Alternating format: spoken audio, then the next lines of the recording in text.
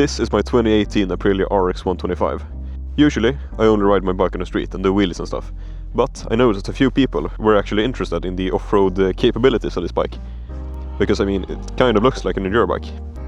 So today, I thought I would find a forest and take the bike out for a spin through some slow technical tracks, and then also for some quick, fast-moving tracks, and see how it handles those two variants of off-roading.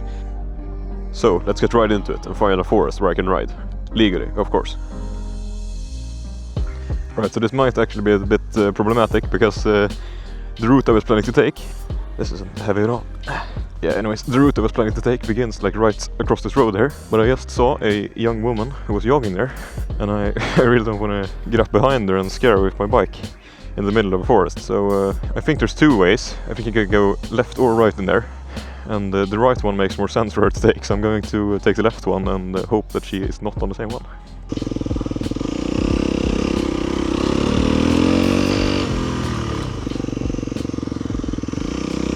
Okay, well this is inconvenient.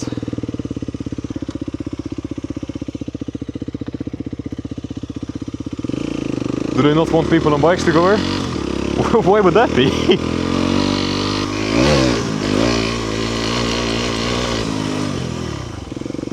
Okay, this is where I thought I could take a left. It doesn't look inviting, I must admit, but I think the right one goes up to the town, so I don't want to go there either. Yeah, this is not inviting at all. Not even slightly. Right.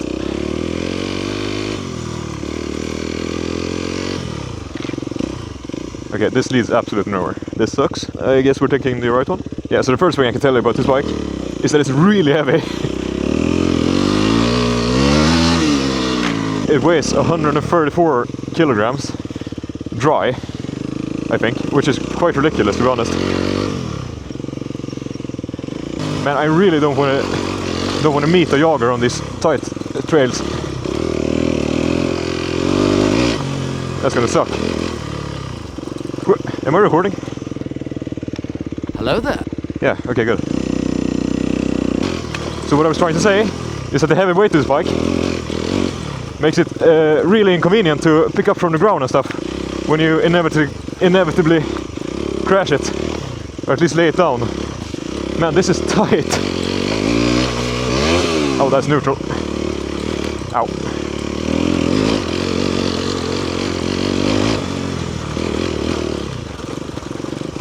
This is rough though, and it's handling it quite nicely, to be honest.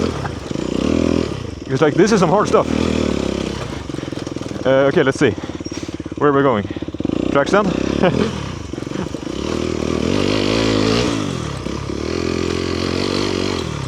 No, I mean, the suspension is actually surprisingly nice. Oh, this is muddy. Oh, this is slippery as hell. Oh, I almost stalled.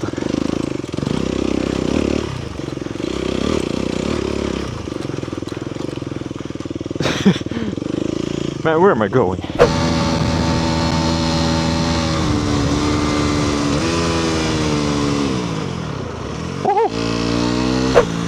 Oh, I wonder if that leads somewhere.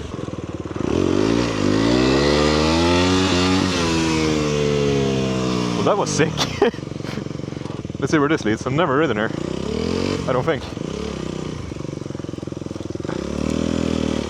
Well, no, I definitely haven't. Oh, dude, my foot is cramping. Why? Oh, dude, what in the world is this? This is... This got a lot more difficult. A lot suddenly. What? A lot suddenly? Yeah, anyway. I can barely fit.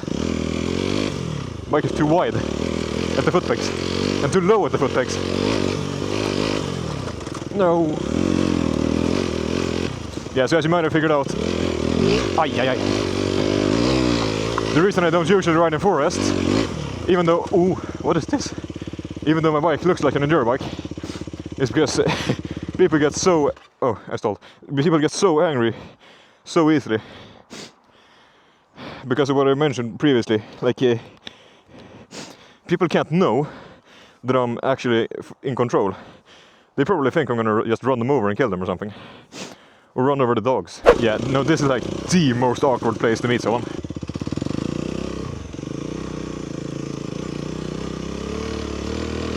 So that's why I usually keep to the streets. Which I think is kind of sad, because I really like riding in forests. But, I mean, it's so peaceful. Look at this.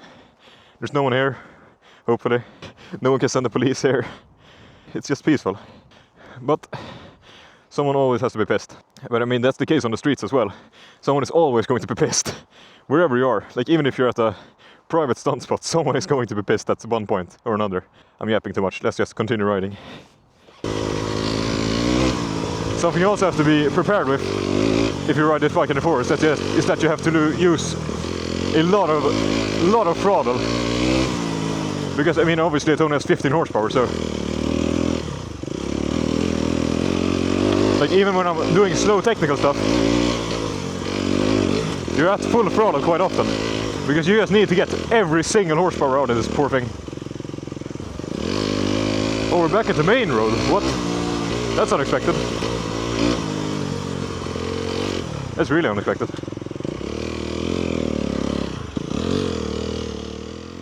Now that I'm out of the forest and you're watching me test the top speed of this thing, I can tell you that the bike felt surprisingly good on slow trails.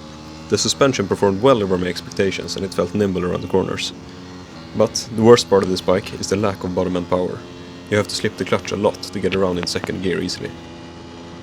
Now, let's move on to some higher speed trails and maybe even a small jump to test the suspension of this thing.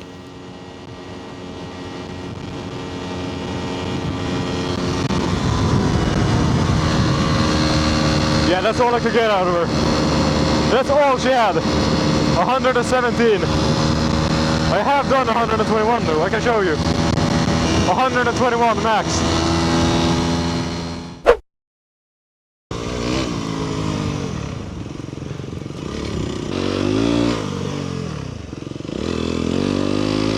Man, that's so awkward.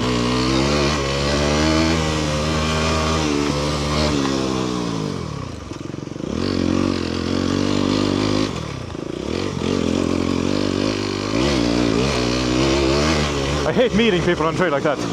They just get so scared and think I'm gonna run into them. I mean, I'm in full control. I never go so fast that I wouldn't be able to stop. I can always stop. But they don't know that. I'm gonna begin by taking this gravel road to the left and riding really fast because it's quite bumpy, so I'm gonna see how the suspension handles like more high-speed stuff instead of the technical stuff. And then towards the end, I'm gonna go down there. I'm going to hit a a sick jump that I found. I'm going to see how the suspension handles that. I think this thing is gonna bottom out like crazy. It's gonna be quite painful.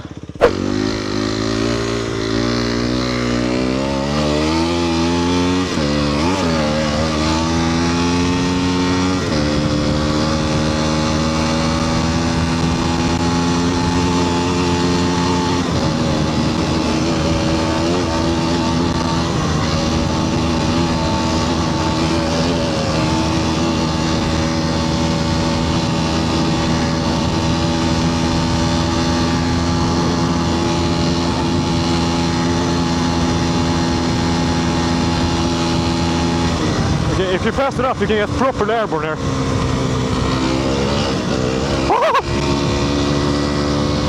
That's so sick. You can't really see the landing though, so it's kind of sketchy.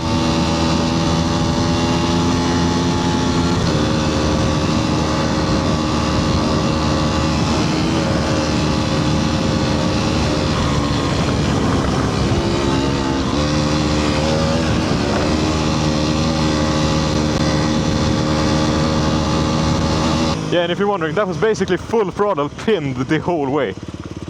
Not the best förutsättning här, however you say that in English, for doing a top speed run, so I promise you this bike is way faster than like 97 or whatever it topped out at.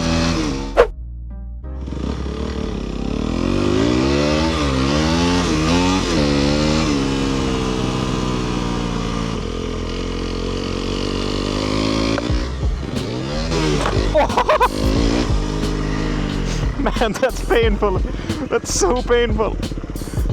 I was so far up, that's ridiculous. Oh man, I am so sorry. was like 2 meters up in the air. Man, that's ridiculous. I really hope you enjoyed this video. I hope you learned something from it too. If you were planning to buy one of these to ride enduro with it, might not be the best idea, but I mean it's capable, as you can see. Somewhat at least. Yeah, no, this bike can really do a bit of everything.